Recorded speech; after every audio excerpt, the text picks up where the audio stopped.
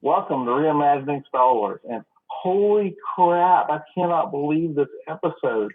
Ah, was blown away. What about you, Santa? What do you think?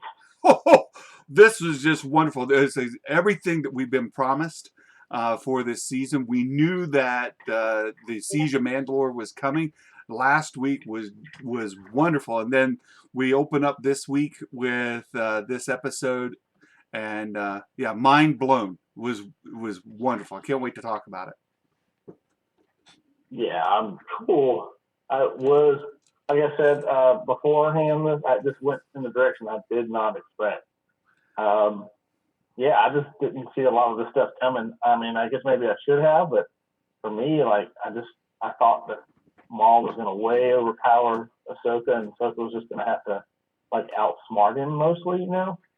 But yeah, I was just really shocked at some of the directions and some of the conversations that were happening, and yeah, just a really really good episode. I mean, I know I haven't looked at any complaints, and I think that people are going to say a few things, and we'll talk about it as we go through. But I don't really have a complaint about them. It's just I was pretty happy with it. Same here. I've read a couple of the complaints, but in my mind, they're pretty nitpicky complaints, uh, and it bears bringing up at this point. The Ahsoka novel, the story we have for the Siege of Mandalore in that does not really jive up to how we're getting the details in the Clone Wars in this series. So there, those stories are different. The events that happen within them are different. The main story points are still there. So we still have Ahsoka going with clone troopers to Mandalore and her battling Maul. Those things all happened, but it's just how they happen, Right. the details of how they happen that aren't lining up. And Yeah, I mean, visually, I mean, the way that it kind of depicts it in the novel is that it's not the visualization of it in my head and the visualization of what I'm seeing is not the same. That's for sure. yeah, in my head, when I remember the novel, and again, I'm going to go back and reread the novel afterward, but uh, in my head, the line that I have for the Siege of Mandalore, like if I were to title it, Mandalore is burning. That's what's in my head. And Yeah. I wouldn't say that I saw this play out as Mandalore burning. I suppose you could kind of put it in that context. Sure, there was a great big fight and all kinds of things were happening, and you could characterize it maybe as that, but it doesn't line up for the recollection that I have of the novel. Of and so, but again, I don't know that that's necessarily a major complaint for a couple of reasons. One is I don't know how many people are that familiar with the Ahsoka novel. First of all, so when we talk about the Clone Wars, we're already talking about a subset of Star Wars fans. They're not Right. not all the Star Wars fans have watched the novels, some or the animated series, and even those who watch the animated series, even less of those have read the novel as well. So Right. Right. I'm okay with it uh, because the way I'm seeing this carried out is wonderful. And how about the animation? Wow. Oh, that's really good. I mean, you can totally tell they spent all the time on this. Like they just basically finished out some story arcs with the other ones, but this one they like rewrote, redid, and just put all their time into it. I mean, it's movie quality Oh, animation. yeah, and that's a good point too. There's no question in my mind after today that this is a movie. That's what this is. Yeah. The way that this episode started, tied back to the last episode, this clearly is a movie. Clearly, Oh yeah. my And it was like then go into the full intro. It was just part two. yeah, part two. And I don't know about you, but if they were to release this on Blu-ray with digital copy, I'm forking my money over for it. I know I still have a Disney Plus subscription and it's available, but how much would I would love to have this in my own collection? and to own it is just tremendous. So I want it.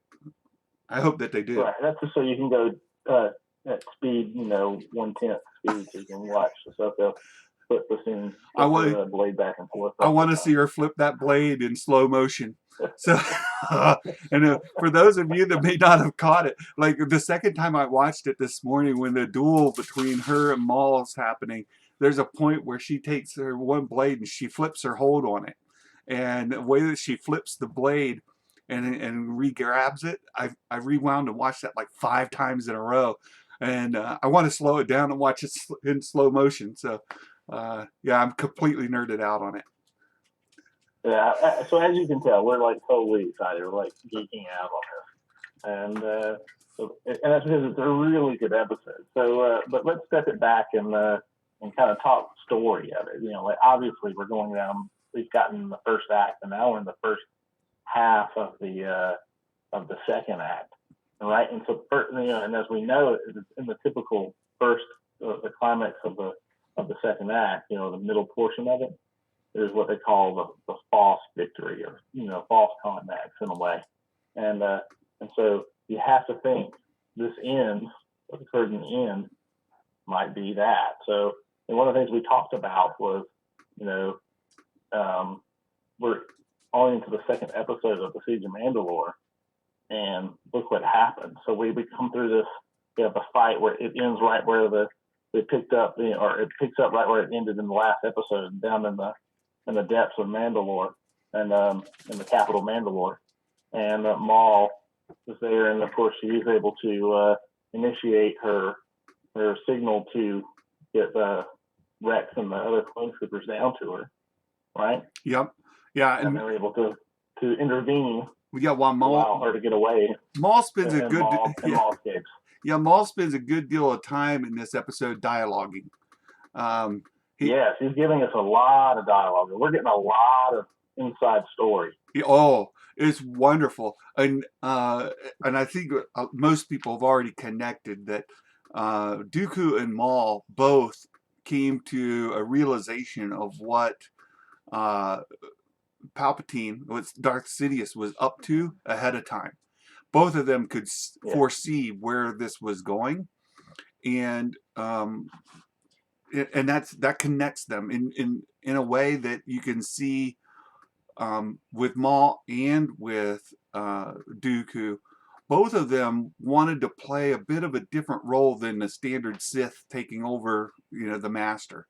In both cases, as well, they both reached out. They both wanted to use Obi-Wan as a bit of a foil, for their own purposes. Yeah, they wanted to leverage Obi-Wan in their plot, and right. in this case as well, Maul had a little different idea, but he really does give dialogue about. He sees the end is coming, and he keeps like looking up, figuratively, like looking up, and like he can see what's coming in the future, and he dialogues a lot about the specifics. This is what's going to happen. He's clearly scared of it. There's fear in his heart. Oh yeah, and we'll get here. I'm wanting to jump ahead so bad. Me too. I'll pause. So he dialogues. You're right. So they go to the duel. Maul and Ahsoka go to duel, and Maul says, "Not yet," and he uses the Force to grab Rex and pushes Rex and Ahsoka to the side so that he can make his way out. Right? Yep. I thought that was interesting. It took a second to grab Rex. That was really interesting. Yeah. And then he goes down, and they gather further, and he gives them their speech, and it says, if you die, you'll die a warrior. I thought it was really cool that he was kind of using that aspect of things. Yeah, for the Mandalorians. His Mandalorians. Yeah. And then the other aspect was the other on top was they're talking about, he's trying to escape, and they're like, no, he's not trying to escape. Right. He's got something else planned. Right. So Ahsoka goes back up and she debriefs, and they're talking with Obi-Wan through projection, right? Right. And I thought it was interesting because they, she, Ahsoka tells the folks there. She's got Rex, Obi-Wan, and Bo-Katan are there, and she's telling them he said this name, Darth Sidious, and Bo-Katan says, "Who's that?" And Obi-Wan is then forced to say that he knows something he hadn't told him. He's kind of caught. Like, well, yeah, actually, I do know that name. Let me tell you just a little bit about him. Right. Really, really good. Really good. And then they dismiss the droids, so that it's just the four of them. They talk a little bit about it, and then the question comes up, and he says, "Okay, I need to talk to Ahsoka alone here." Right. So. And then everybody leaves but Ahsoka, and he has a little private discussion with her about Anakin. Yeah. Um, And then that was really, really interesting too, because he tells her that that he wants to tell her to talk to him about spying on Palpatine, and even she's balking at that. She's like, "What? I mean, he's a hero. Everybody loves him. He's been nothing but a friend and a counselor to Anakin." Oh yeah, right. He's been a mentor, friend, counselor to Anakin. And why would I do anything that the Jedi Council wants? Like, no, I'm not exactly on their side at this moment. Yeah. Yeah, so I was like, and Maul had just told her that Sidious is playing both sides.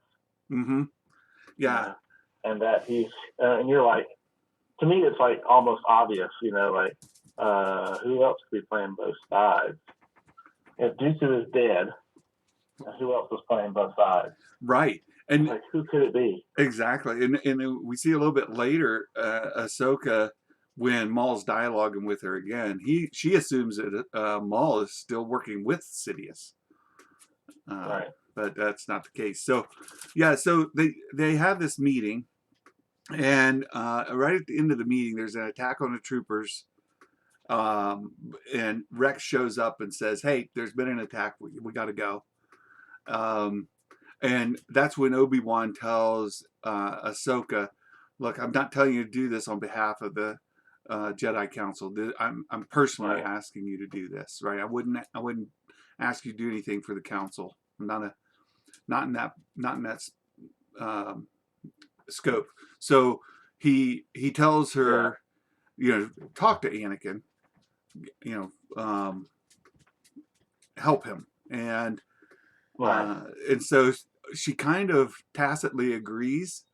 There at the end, she turns and says, "Tell Anakin," and he says, "I will."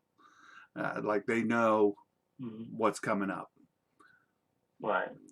He says he's been sent to Utapau. We know that, so we know the time frame that it's happened now. Yeah, things are escalating. Good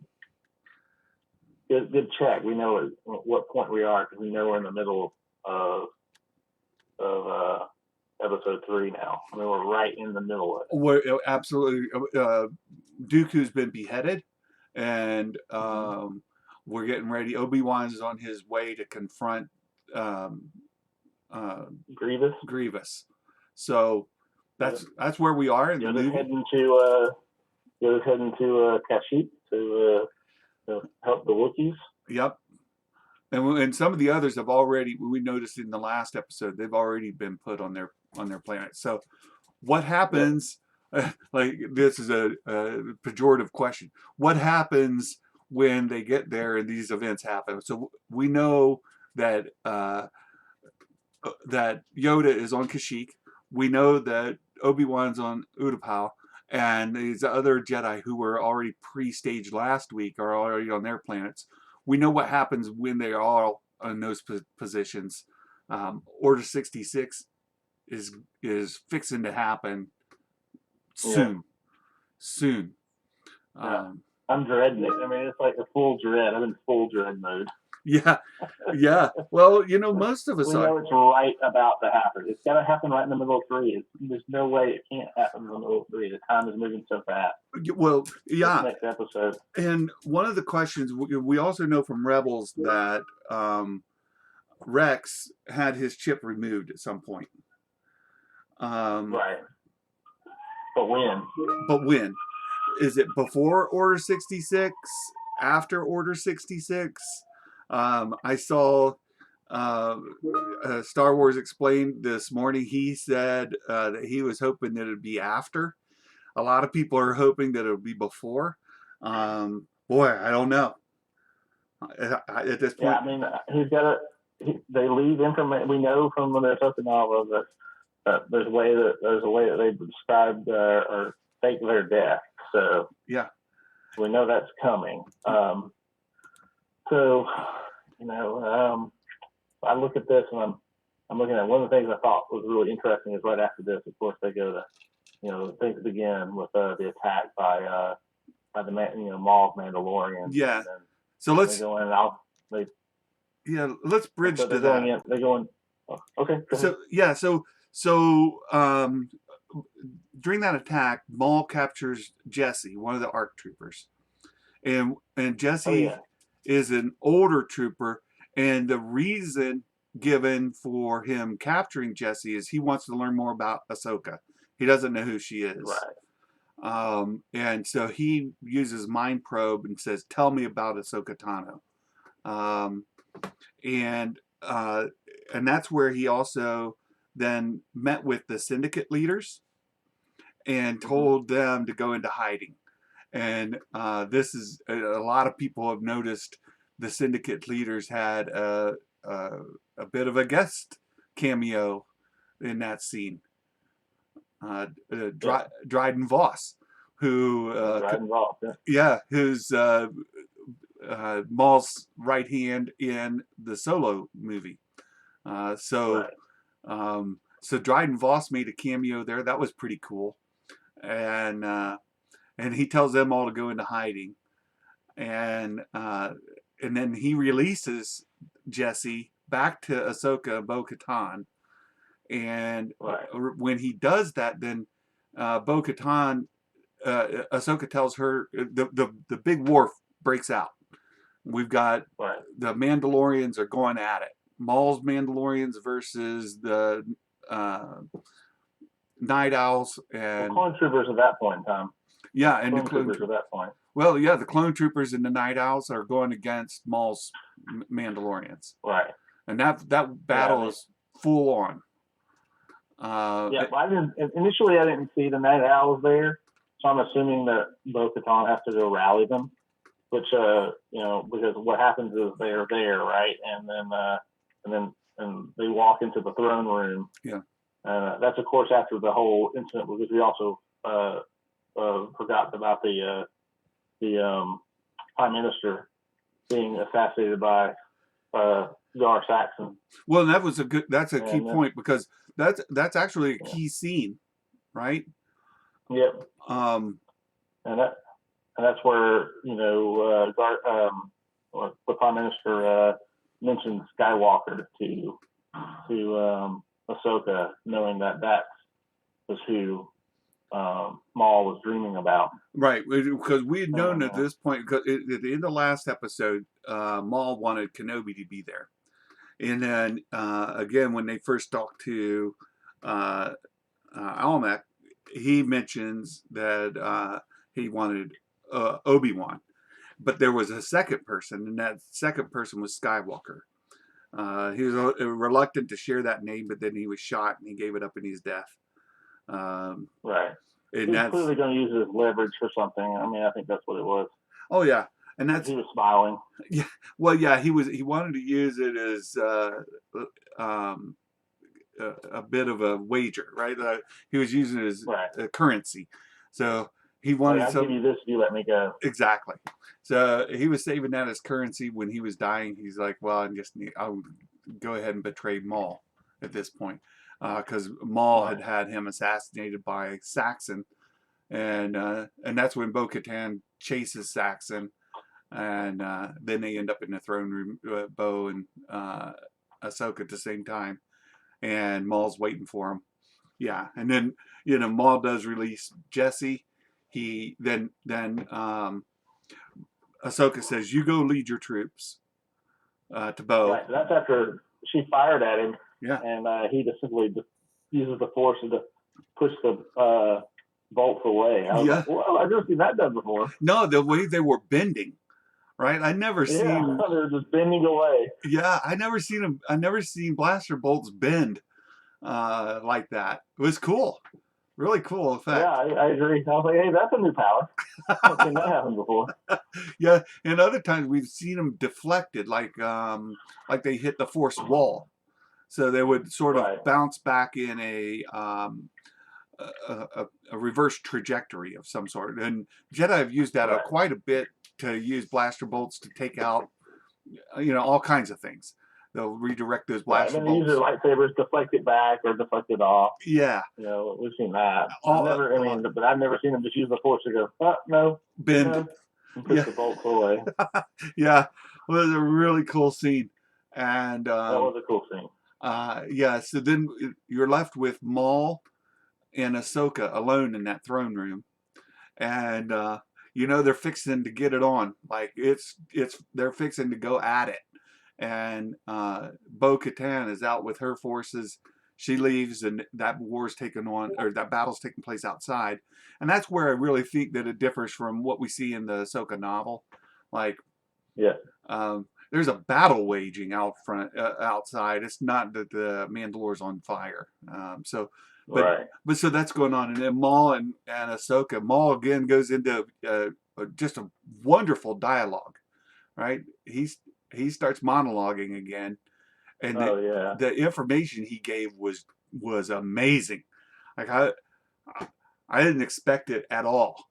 I just thought they were going to, intensify and go straight into battle, but no, he had other thoughts in mind. Absolutely. I just thought it was brilliant that he goes, "I've never felt the dark side so strong."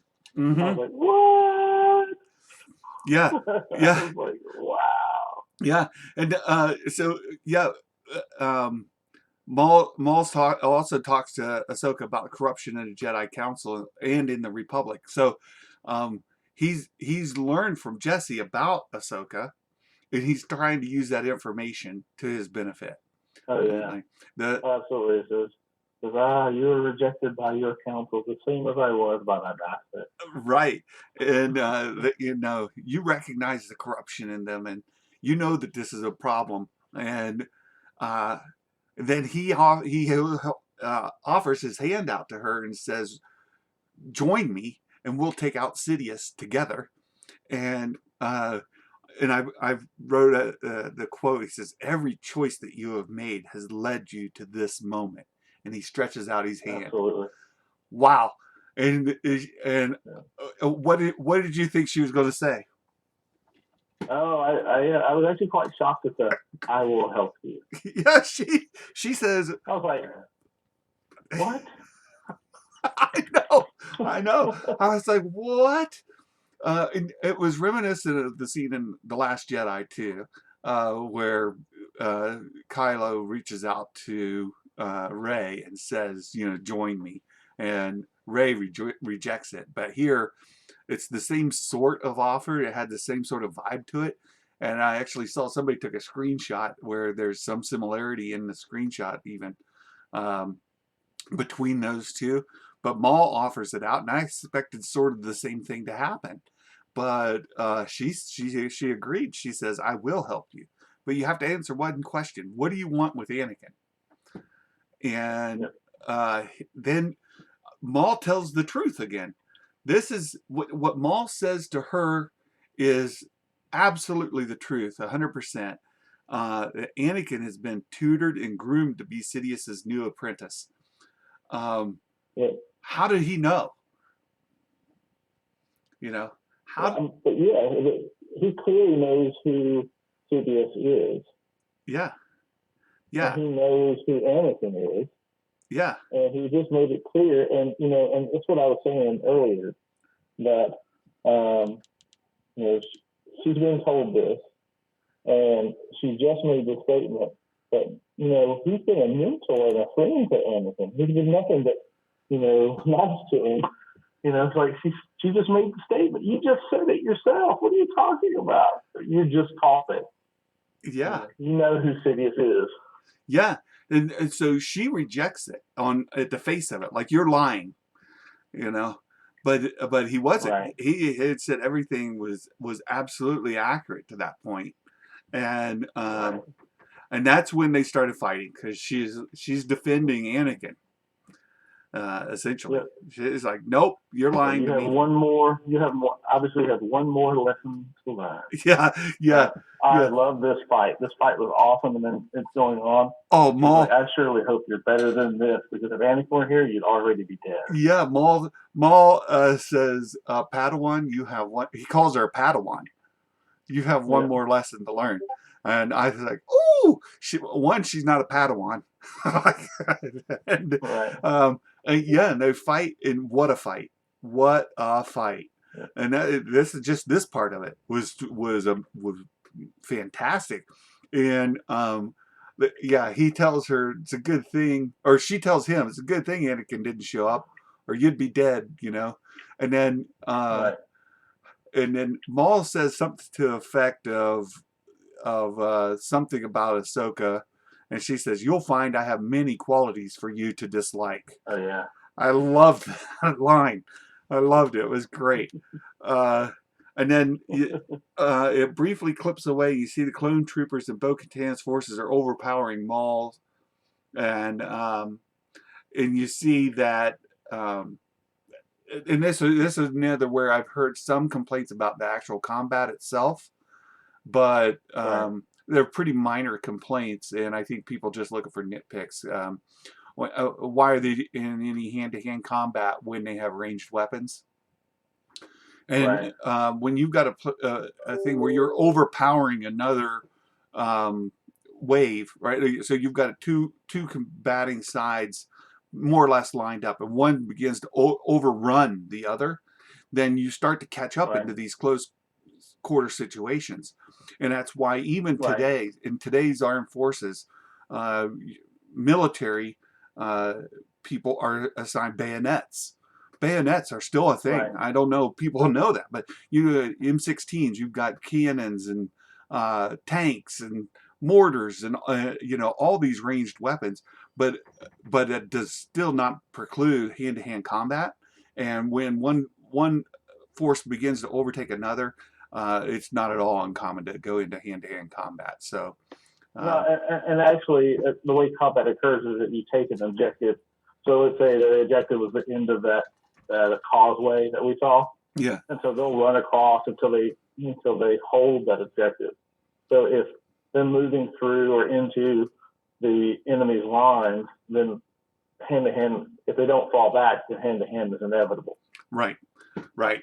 So So there's always that motion occurs. yeah, I had no complaint with it. I saw people arguing about it this morning. I'm like, okay, that's not how it works. So, Yeah, they clearly don't know how, even in modern tactics. I mean, it's right, that's what happens. yeah, that's what happens. So then, And being retired Army, I kind of know that.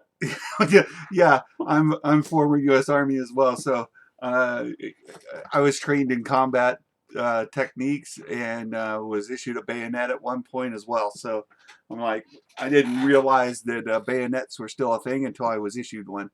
I was like, oh, Right. alrighty then. They're not the long things that go on the end of your musket anymore.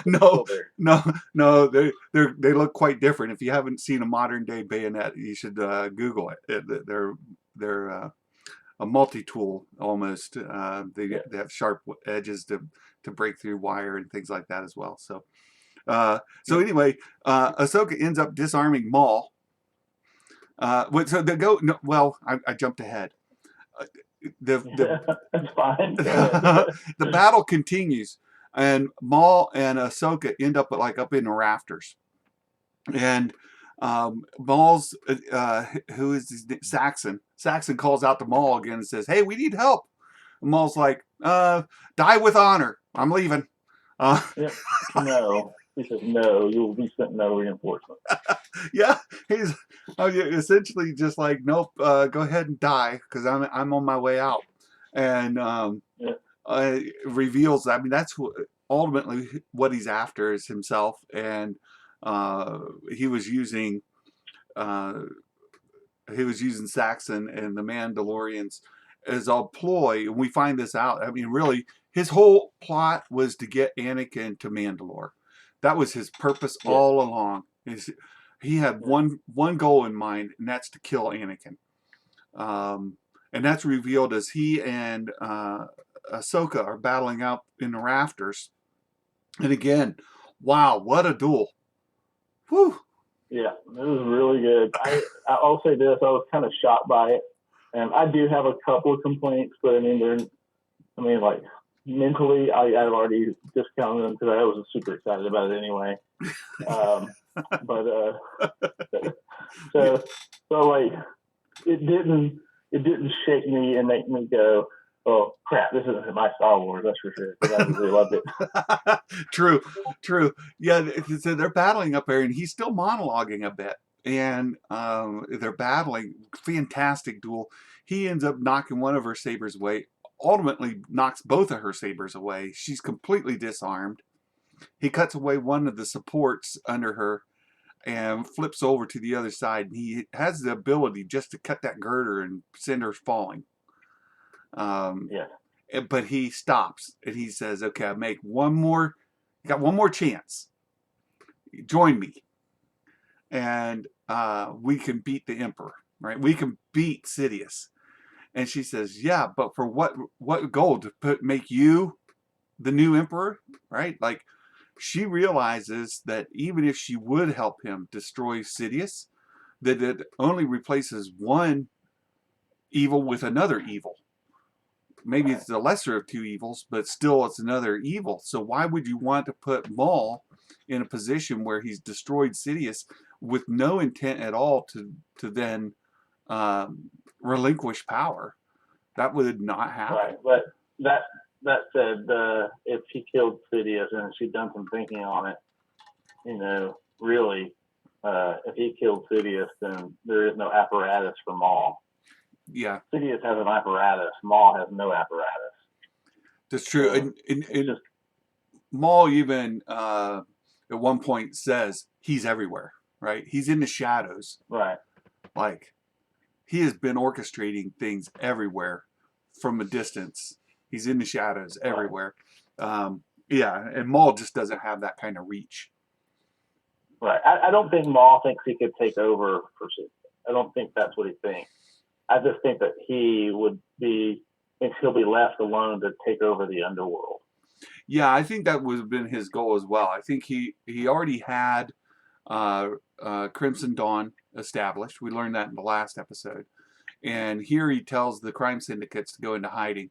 I think once he destroyed Sidious, had they moved forward and Ahsoka went with him, I do think they could have destroyed Sidious. And in that, had that been successful, Maul would have just taken the crime syndicate and then just become very, very powerful. Yeah, I actually don't think that they could have killed Sidious. I don't think and here's my complaint. I'm about to lay my complaint down here. I think that Ahsoka is too overpowered in this. Hmm. I don't think she is going too toe to toe with Maul, in my opinion. Yeah. I think that she should be in a position of having to outthink him, not outduel him. Hmm. And so I think if I have a complaint, that's it. But that said, unlike the Maul of the Phantom Menace who said nothing, we have the Maul that can't shut up. That's true. That's true. Well, I And, loved. but it's really good because he's delivering some amazing dialogue, Oh, and I'm enjoying it. So it's like I get it, there's a lot of exposition, but it's really desirous exposition yeah. because I want to know what's going on. It's fantastic exposition, and his monologuing is great. It's great Yeah, stuff, and he has quite a bit of insight. In as I mentioned before, he has the same thing in common with Dooku. Dooku also saw these things, and he was trying to persuade people to join him, specifically Obi-Wan, join me, we can, overpower him and put an end to this. And Obi-Wan wouldn't take the bait. And so then here we've got Maul essentially saying the same thing to Ahsoka, join me, we can put an end to this. And she doesn't take the bait either.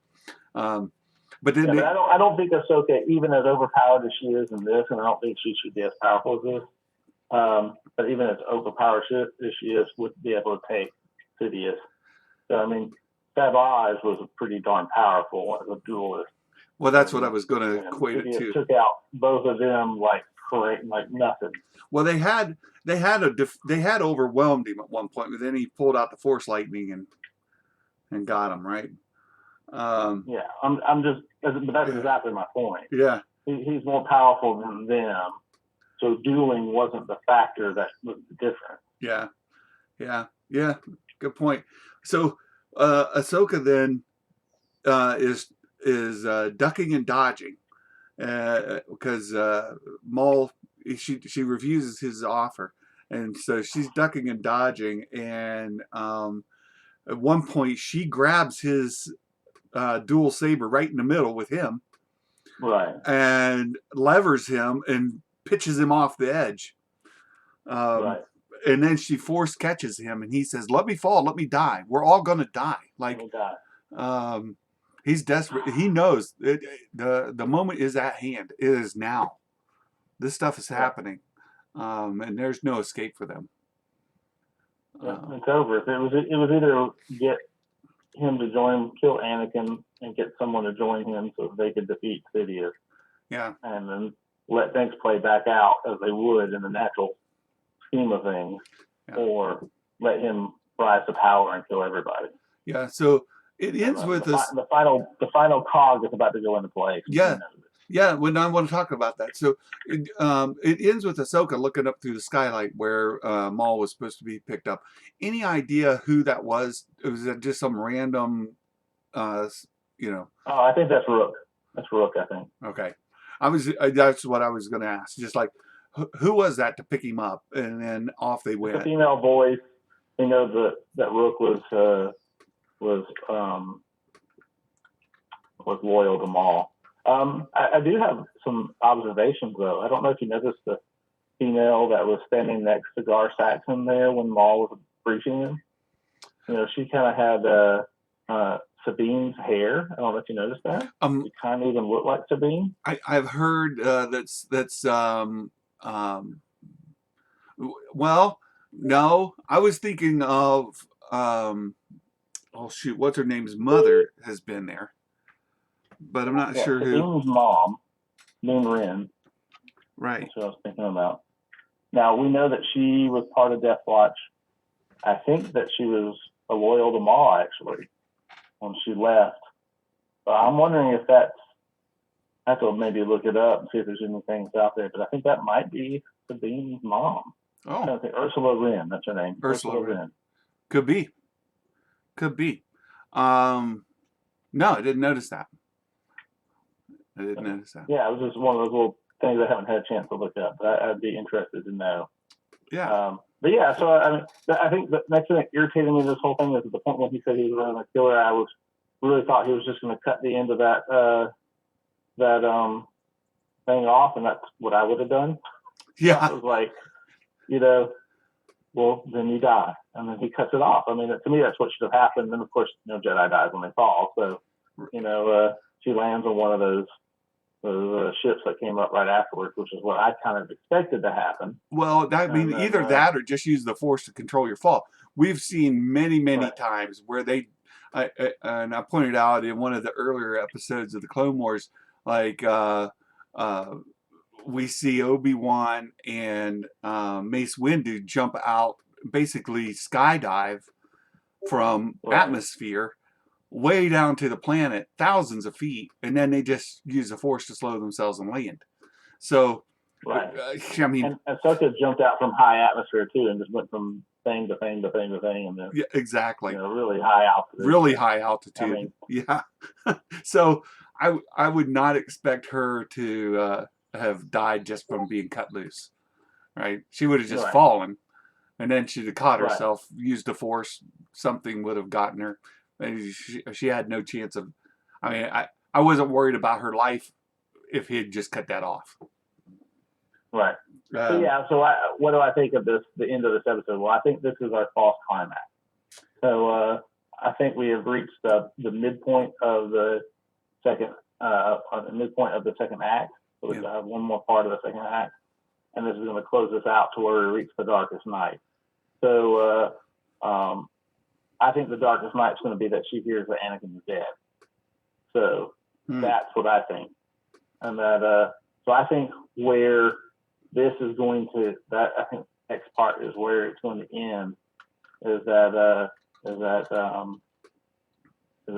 Obi-Wan's going to tell Ahsoka that Darth Vader killed Anakin.